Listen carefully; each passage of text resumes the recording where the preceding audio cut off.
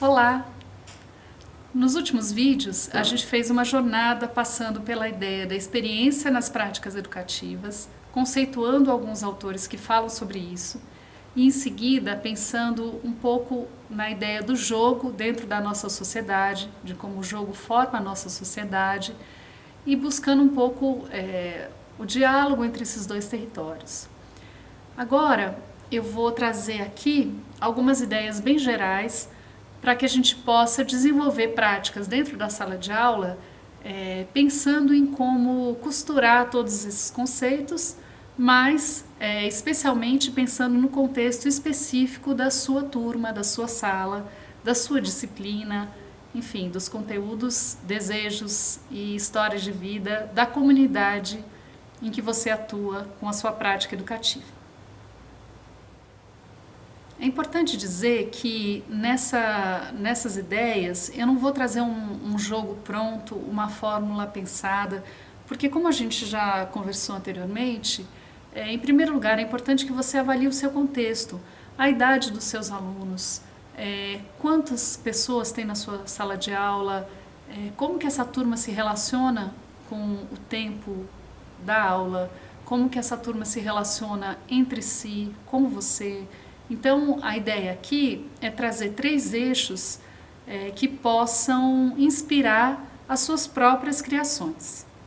Para lembrar do que a gente já falou a respeito do jogo e de educação, é importante dizer que qualquer prática nesse sentido vai ser um momento de testar, acertar, errar, funcionar, não funcionar. A incerteza vai estar presente com toda certeza nesse momento. A imprevisibilidade e todas as coisas que a gente trouxe já pensando na ideia da experiência, elas são o terreno propício para que a gente possa explorar as práticas que eu vou trazer aqui. Vou propor que vocês não se apeguem a uma ideia de um jogo fechado, de um jogo completamente estruturado, porque isso leva tempo para a criação, um tempo grande, muitos testes. Nem sempre vai funcionar com uma turma grande, né? Então é preciso avaliar esses elementos também, porque não adianta transpor uma ideia ótima para trabalhar um determinado conteúdo se a hora de jogar não for prazerosa.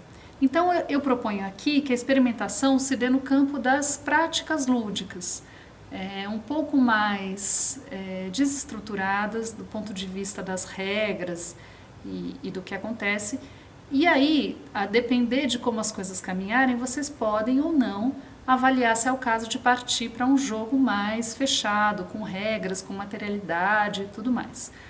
O que é importante aqui é que seja um momento, pensando lá nas características do jogo que a gente levantou e nas características da educação pela experiência também, trazer um momento que seja prazeroso, que seja um momento de experimentação, seja um momento de liberdade, que seja um momento de invenção. Então, vamos buscar lá da palavra lúdico a ideia de criação, a ideia de uma criação coletiva.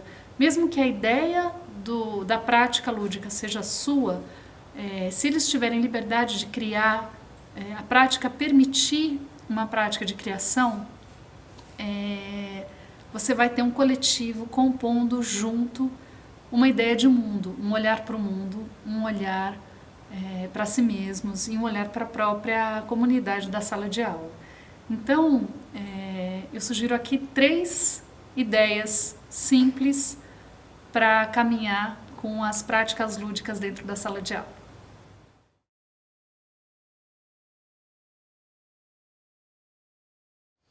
Bem, como um primeiro passo, eu proponho jogos simples para gerar integração.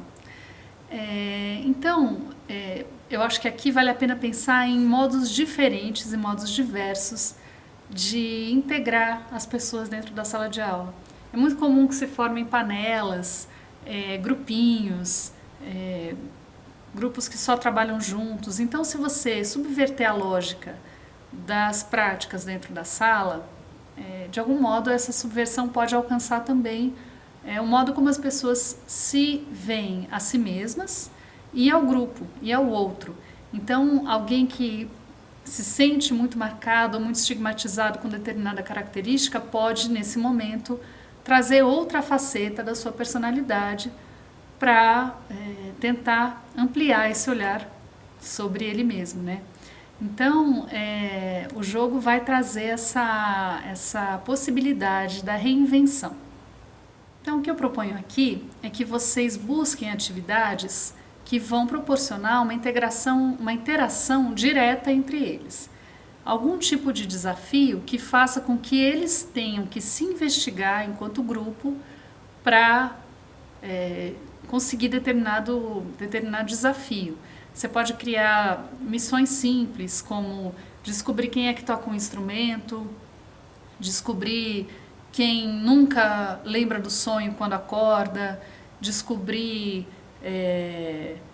quem tem medo de altura. Enfim, você pode pensar em uma série de características que não estão relacionadas ao cotidiano escolar, para que as pessoas, né, sejam elas da idade em que forem, possam se descobrir, se redescobrir, se integrar e se olharem novamente como um grupo ampliado, né?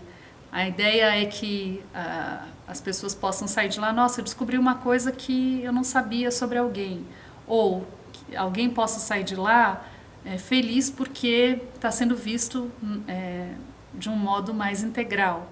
Então a ideia é que as pessoas possam sair dessa prática também pensando que aconteceu alguma coisa ali que ampliou o olhar sobre elas mesmas, sobre o grupo. E vai ser muito comum a ideia de, nossa, hoje eu descobri uma coisa diferente sobre tal pessoa, nossa, não tinha ideia que aquela outra pessoa fazia isso. Ou então, nossa, tô feliz porque não estão me vendo só com um olhar estigmatizado ou um olhar muito estereotipado. A ideia aqui é abrir campos para que as pessoas possam existir mais integralmente dentro da comunidade escolar, da comunidade da sala de aula.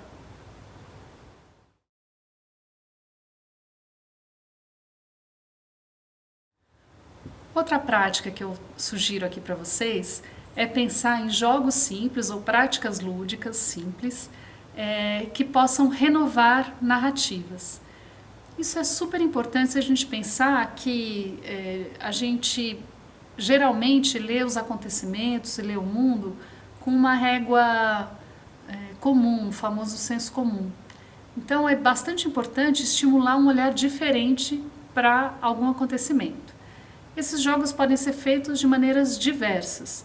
Vocês podem ter um fato ou dois fatos e pedir para que cada grupo escreva como aquilo aconteceu, invente como aquilo aconteceu, invente um evento anterior, um evento posterior ao fato. Você pode criar um jogo de narrativa mais simbólico, pensando em personagens e fazendo sorteio de eventos ou sorteio de personagens. Isso pode acontecer, não precisa ser escrito, isso pode acontecer no tempo da fala. Vocês vão sorteando esses personagens e vão inventando novas narrativas. Mas o importante é pensar que esse tipo de exercício pode trazer para a turma, para cada um deles e para eles como um conjunto, a ideia de que a gente pode sempre repensar e recriar narrativas. Isso também favorece a ideia de um olhar crítico para como a gente entende e constrói as histórias que a gente vive. Sejam elas ligadas à nossa família, sejam elas ligadas à nossa comunidade, ou ao nosso país, ou à história da humanidade de modo geral. Então, vale a pena pensar na possibilidade de reinventar narrativas.